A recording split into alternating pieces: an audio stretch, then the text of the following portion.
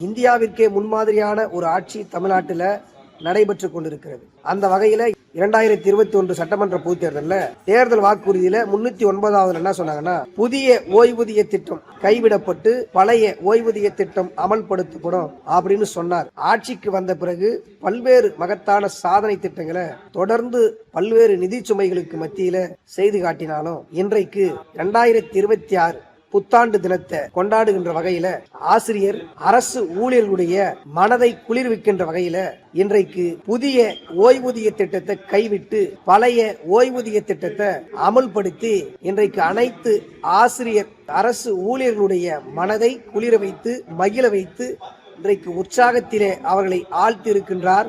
ஒரு மகத்தான சாதனையை செய்து காட்டியிருக்கின்றார்.